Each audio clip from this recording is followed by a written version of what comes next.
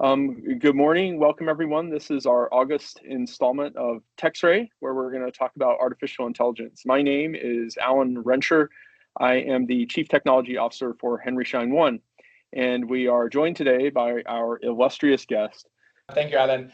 Hello, everyone. I'm Florian. I'm the CEO of Videa Health, and we are a leading dental AI company doing clinical AI and a bunch of other levels of AI, and have also been working for the past many years with Alan and the team at Henry Schein and Henry Schein One on bringing AI to all of you, all of the clinicians, the hardworking clinicians across the United States. So I'm super excited, Alan, to have this conversation and dive into a little bit more of what AI entails. A continuously exciting topic.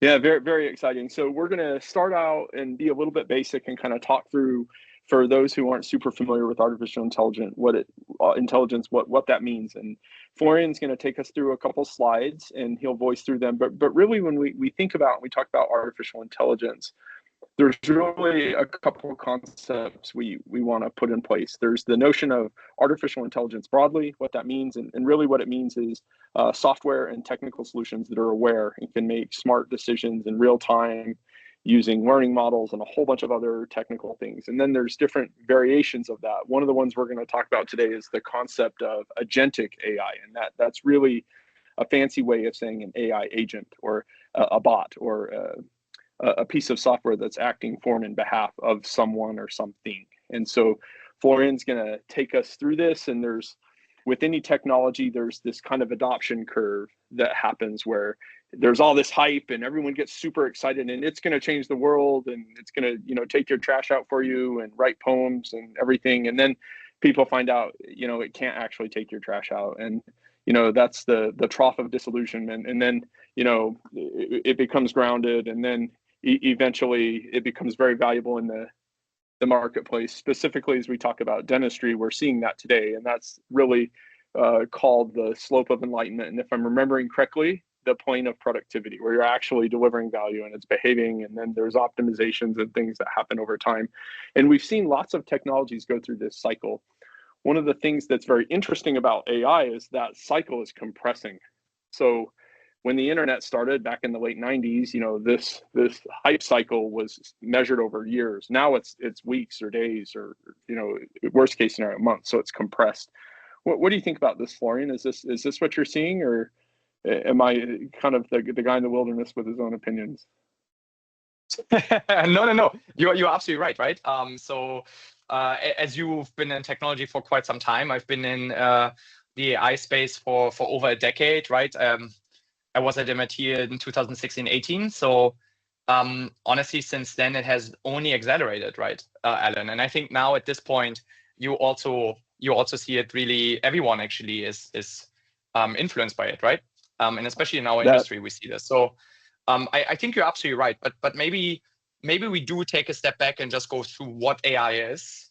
And I know I'm curious what you think about that, but maybe we go quickly high level what AI is, because it started to become a buzzword, and I think everyone just puts AI onto everything, right? Yeah. So exactly, and so maybe I'm very curious, like, how you think about this, because I was like, in preparation of this call, I was thinking through, okay, how do you define it actually? Because artificial intelligence is not really well defined. And now there comes in more and more AGI, artificial general intelligence, and now comes ASI, artificial super intelligence, right? And so there's a lot of buzz. But before we go into this, like, what is AI? And I was thinking about this, and I put together like these two slides. Can you see them? Yeah, looks great for you. Yeah, so look, just a couple of quick hitters. AI has actually been around, since the 1950s. And, on the right side, there's one of over 25 or so definitions I found. And quite honestly, the common thread I identify, and which I usually use, is that you have an input, then you have the AI, and then you have an output. And the input can be data. And the more input you have, the larger your AI model in the middle is, and the better is your output. So as an example, your input could be to your Alexa, which many of you have used for years now. Hey, Alexa, what's the weather like today? And then the AI model is the model which takes your question and then gives you your output of, like, the weather today is sunny, right? That's the output. And now the more voices you have, the more accents you have, like my accent, for instance, right? The better does the AI become and actually understands what you are saying. Does that make sense, Alan? I feel like that's like a Yeah, good common thread about, I, what's common. I think, yeah, I think so. Just a few brief thoughts. This isn't new. I mean, Yeah. I wasn't around in the 1950s, but artificial intelligence has, become an almost all omniscient, all meaning buzzword. But really, simple AI rules-based systems and some of these things have been around a very long time and are not new. But what we're seeing and what's really exploded in the last 3, 4, 5 years is really the emergence of heuristic systems that can do matching and fuzzy logic and stuff on a scale that we've never done, or it can do it much, much faster than it could maybe historically. So, as powerful as AI is actually not really good at some things. And it's actually a little kind of scary. And there's a classic example I love to use to talk about that. So if you're driving in a self-driving car like a Tesla, and a trash bag blows across the road, the Tesla vision can't tell the difference between that trash bag and a boulder, and it slams on the brakes because it hasn't figured out the heuristic model on how to differentiate between a plastic bag and a boulder. So just be careful. Like AI can't wash your dishes for you just yet. Yeah, there you go. So great definition, Florian. Thank you. That's right. And I think that's so true, right? And I think you're right. It's funny, and we're in a space where AI can actually do some of the things which you would assume are simple, like the trash bag. It fails, and then in other scenarios, it's actually so much better than a human, right? Like writing a 20-page essay where you're like, wow, this is magic, right?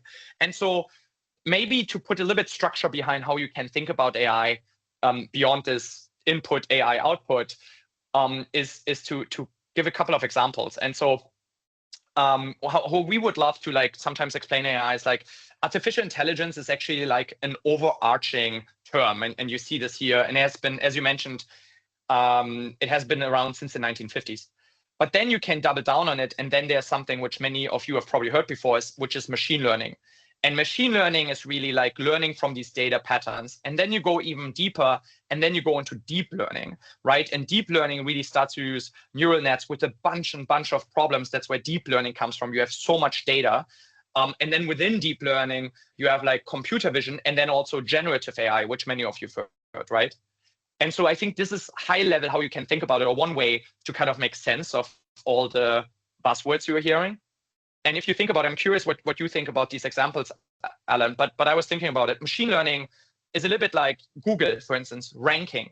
So if I put like what's the best restaurant in the city, on top of your list is like what has been clicked the most, or Netflix show, right? Like what's your favorite Netflix show? It shows you all watch these shows, so that's why you should use this show. And that would be a good machine learning example. Deep learning would be, for instance, Alexa, which is called natural language processing.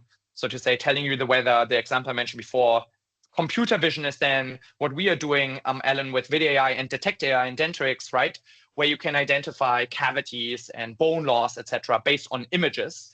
And the same Tesla, the example you just mentioned, right? The trash bag, for instance, would be computer vision. And then generative AI generates AI. So it uses, for instance, large language models, but can be also imaging models to generate content. But the process is the same. If you ask ChatGPT about, right here, going back to you, if you ask ChatGPT, write me an essay, the input was the entire internet and Reddit. The AI system is ChatGPT, right? Like the large cluster, and the output is then the essay for you, right? So yeah, curious if this resonates with you, Alan. You're right on. And we've seen pieces of this for many years. Some of this actually isn't very new. And, thinking back to earlier in my career, I remember seeing in the early 2000s, there were autonomous aircraft and autonomous vehicles that could go fly and drop stuff off and do stuff completely on their own. And if weather showed up, they knew how to get around it, and they could make decisions on their own. And the learning models they used for that were very crude compared to what we see today, but it's not new. It's become commoditized, and it's become available because of other factors around GPUs and the size of transistors and the availability of compute resources and other things. So there's lots of factors that have kind of brought that to a head right now. And the examples you cited, I'm completely aligned with. Yep. And then this is like, you were touching on such a great point here, because like, where's this explosion of AI? And I think, I mean, you've been in technology most of your life, right? And so AI is like, you've always heard it, but now it really crossed the chasm of like mass adoption, right? And I think for most listeners and for most people, that was when ChatGPT was launched, right? Or I think it was ChatGPT 3.5 or 4.0, which was this first ChatGPT version, which actually was like available to everyone, and people got excited about it. And that's like 2-3 years ago now. Now, I think where really the big breakthrough happened was actually in 2015, 14, 15, 16, where there were a couple of research papers coming out of research facilities about AlexNet and ResNet, where that was the first time actually. So I would say like that's where really the new era of AI started, where what you just mentioned is where A, we had much more available data than ever before, and B, we had much more compute than ever before. And one of the mysteries of machine learning to this day, to some extent, is that if you have a lot of data and you have a lot of compute, right? That's why, by the way, NVIDIA stock price is skyrocketing so much, right? Is you can actually all of a sudden become significantly better. And quite honestly, we saw that actually in the 2010s. But now in the 2020s, we are putting it to the extreme level where all of a sudden we have much more compute, much more data. ChatGPT uses the entire internet.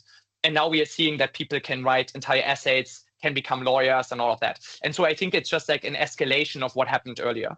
Does that make sense? Yeah, and it's an exponent. It's starting to improve more rapidly. And then what will happen is now we'll start to use AI enhanced software development to make it even better, and AI enhanced chip design to make it even better, and it'll just accelerate faster and faster and faster. So I think that we are completely aligned, and for those listening, like that's what's put us to the point where we're at today.